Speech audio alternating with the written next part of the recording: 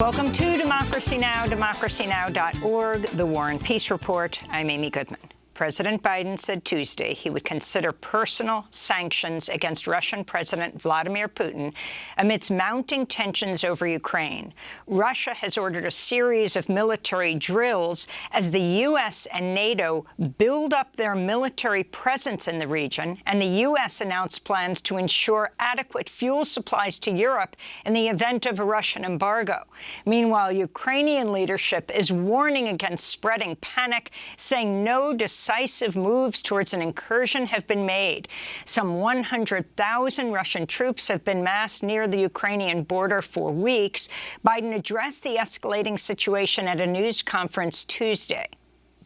There will be enormous consequences if he were to go in and invade, as he could, the entire country, or a lot less than that as well, for Russia, not only in terms of economic consequences and political consequences, but it will be enormous consequences worldwide.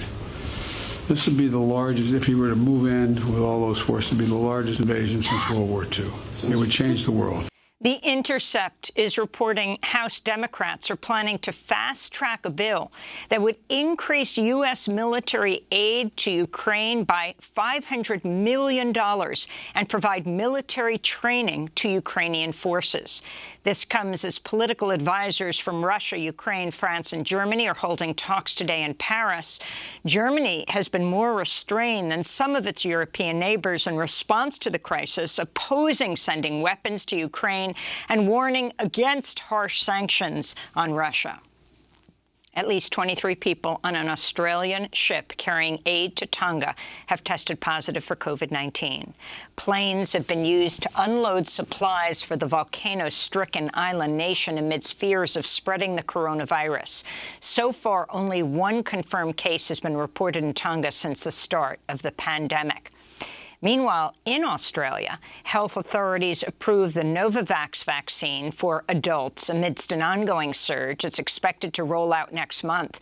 New Zealand's imposed its toughest restrictions yet after at least 9 Omicron cases were detected. In South Korea, COVID cases hit a new daily record of 13,000. China lifted its lockdown in the city of Xi'an this week, where 13 million residents had been ordered to stay at home since December 22nd. As part of China's zero-COVID strategy, Beijing continues to report new daily cases, though overall numbers remain low as the Winter Olympics are set to kick off at the end of next week. Officials have sealed off Beijing neighborhoods near the Games and have conducted mass testing of some 2 million people in the run-up to the event. Dozens of people associated with the Olympics have tested positive so far. In the Netherlands, officials are loosening restrictions despite record cases, allowing bars, restaurants, and theaters to reopen starting today.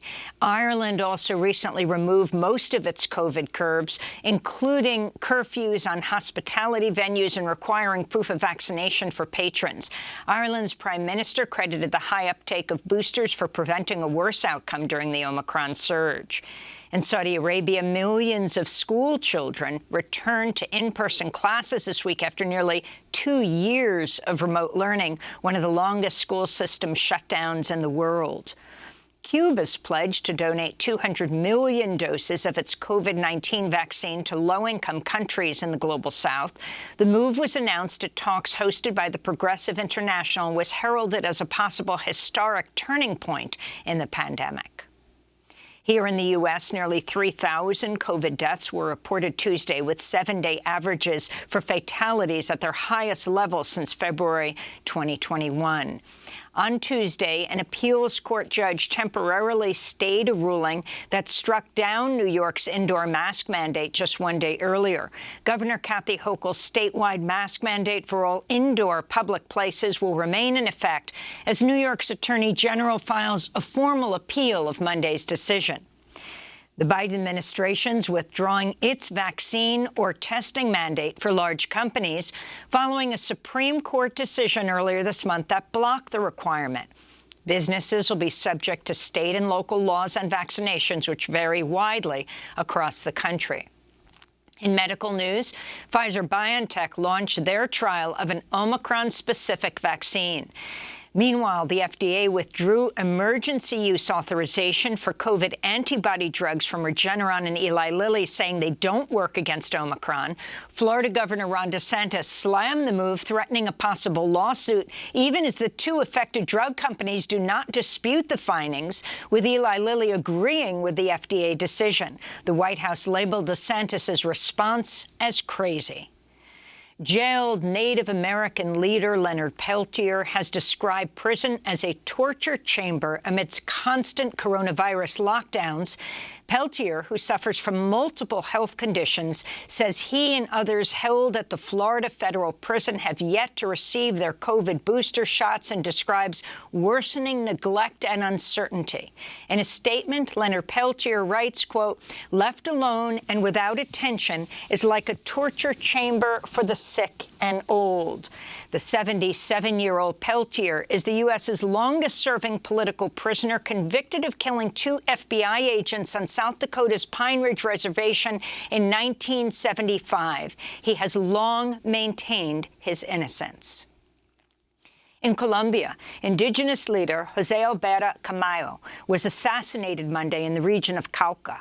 Camayo was a member of the Nasa people and one of the founders of the Indigenous Guard, an unarmed collective of land defenders. Indigenous leaders said a group of dissident members of the now demobilized Revolutionary Armed Forces of Colombia, or FARC, opened fire on them and community members after demanding respect for their people and territory. Among those involved in the attack is a man accused of murdering a 14-year-old Indigenous NASA environmentalist earlier this month.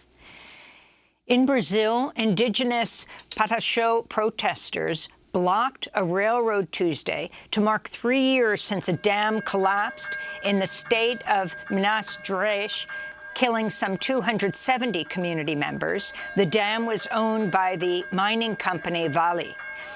Protesters have vowed to continue the blockade until the mining company helps resettle them to a new territory, builds new homes, and starts paying reparations. This is an Indigenous Pataxó leader. We are here on the train track, me with my people, claiming our territory. Vale has to give us another territory because our village is polluted with minerals. The water brought all those minerals to our water and to our houses. We ask people outside of Brazil and the UN for justice. Please intervene. Come help us. We are living here on the Vale Company train track. We have nowhere to go. At least 7 Bangladeshi refugees died of hypothermia after attempting to cross the Mediterranean on a boat from Libya to the Italian island of Lampedusa. Others were taken to the hospital to be treated for hypothermia and severe disorientation. Around 280 refugees were aboard the boat, most of them from Bangladesh and Egypt.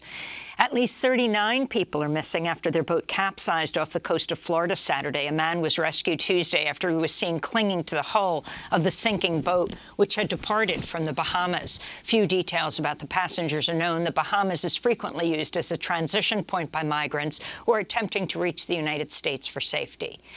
Environmental groups have condemned a new bill moving through the Florida legislature that could effectively kill the state's rooftop solar market by making the sustainable energy source economically non-viable. The rooftop solar industry, solar panels, currently provides tens of thousands of jobs in Florida and brings in billions of dollars. The bill's backed by the state's largest electric utility, Florida Power and Light. In other news from Florida, a Republican-led state House committee has advanced legislation that would ban all discussions of sexual orientation and gender identity in schools. The bill would also allow parents to sue school districts for injunctive relief, damages, attorney fees, and court costs if they believe schools have violated the measure. Critics have dubbed the legislation the Don't Say Gay bill, saying it will prohibit teachers from speaking about LGBTQ+ issues and harm the mental health of LGBTQ+ students. In Minnesota, the federal civil rights trial of 3 former police officers involved in the murder of George Floyd continues. In opening statements Monday, prosecutors argued that Thomas Lane, J. Alexander King, and Tu Tao were guilty of ignoring Floyd's repeated pleas of "I can't breathe" and failing to provide medical assistance as Derek Chauvin pressed his knee into Floyd's neck for over 9 minutes. Two of the officers also helped Chauvin physically restrain Floyd, while another officer prevented passers-by from helping. A defense attorney, meanwhile, argued Chauvin was the one who called all of the shots. This is George Floyd's nephew, Brandon Williams, speaking Monday. It was hard watching that video of my uncle begging and pleading for his life. And instead of raising up, turning him over, instead of even one of the officers saying, hey, this guy isn't breathing, let him up, they ignored that fact. They chose to kill him. We need some accountability. The three officers also face a separate state trial for aiding and abetting the murder and manslaughter of George Floyd. Tennessee Congressmember Jim Cooper has become the 29th House Democrat to announce he will not seek re-election in this year's midterms. Cooper says he does not see how he could retain his seat after redistricting maps drawn up by state Republicans dismembered his Nashville hometown. And in related news, a panel of federal judges rejected Alabama's redrawn congressional districts this week, saying they discriminate against black voters and violate the Voting Rights Act. Alabama's Republican Attorney General has appealed the decision. And those are some of the headlines. This is Democracy Now!, democracynow.org, The War and Peace Report.